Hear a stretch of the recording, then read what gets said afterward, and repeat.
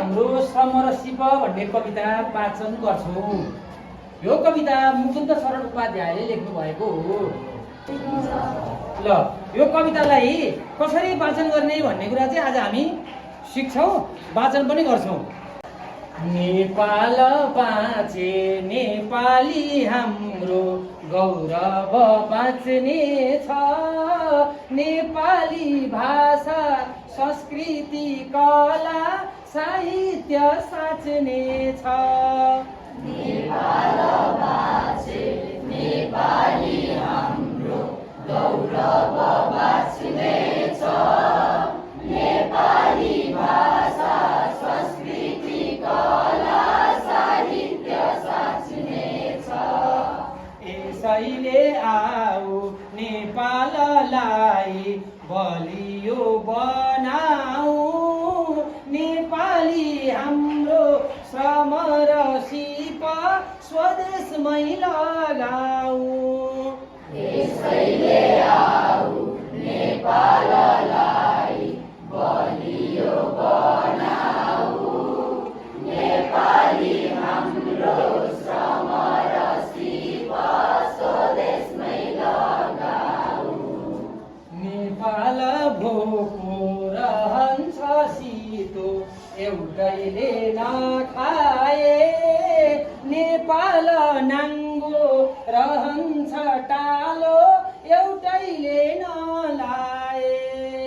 नेपाल भोको रहन्छ सितो एउटैले नखाए, नेपाल नाङ्गो रहन्छ टालो एउटैले नलाए।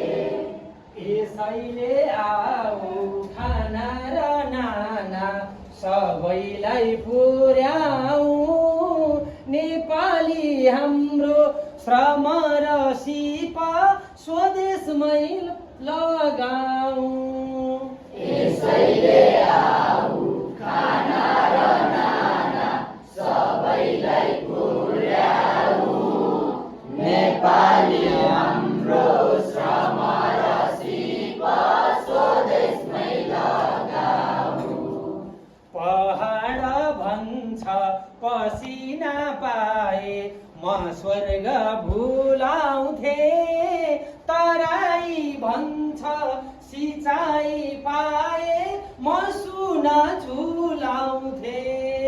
पहाड भन्छ पसिना पाए म स्वर्ग भुलाउँथे, तराई भन्छ सिँचाइ पाए म सुन झुलाउँथे। के छ र गाह्रो होस्टेमा हैसे सबैले मिलाए, सबैले चोखो श्रम र सिप स्वदेशमै लगाए। के छ र गाह्रो होस्टेमा हैसे सबैले मिलाए, सबैले चोखो श्रम र सिप स्वदेशमै लगाए। यो कस्तो देश सृष्टिकै बेला विज्ञान पाएको, देवता ऋषि मनुष्य मिली वेदान्त गाएको। यो कस्तो देश सृष्टिकै बेला विज्ञान पाएको, देवता ऋषि मनुष्य मिली वेदान्त गाएको। मुन्धुमा महान धम्म पद महान सम्पदा महान, विश्वमै छैन धरती महान यो देश समान। मुन्धुमा महान धम्म पद महान सम्पदा महान, विश्वमै छैन धरती महान यो देश समान। पूर्वले दियोस् विश्वकै लागि रहस्य विशाल, अपूर्व शिरो मुकुट हाम्रो सर्वोच्च हिमाल पूर्वले दियो विश्वकै लागि रहस्य विशाल अपूर्ण शिरो मुकुट हाम्रो सर्वोच्च हिमाल ऋषिले सुने रहस्य यही बिउझेर सखार हे धन्य पुर्खा प्रकाश पुञ्ज वन्दना हजार ऋषिले सुने रहस्य यही बिउझेर सखार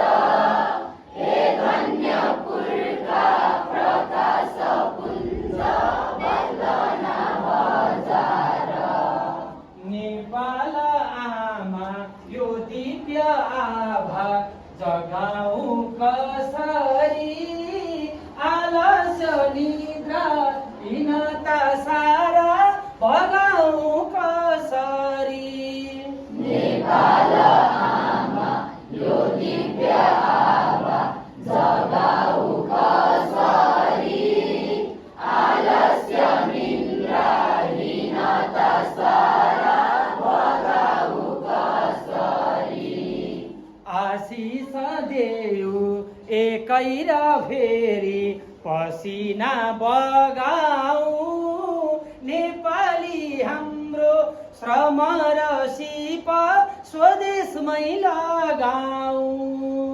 आशिष देऊ एकै र फेरि पसिना बगाऊ नेपाली हाम्रो श्रम र सिप स्वदेशमै लगाऊ नेपाली हाम्रो श्रम र सिप स्वदेशमै लगाऊ नेपाली हाम्रो श्रम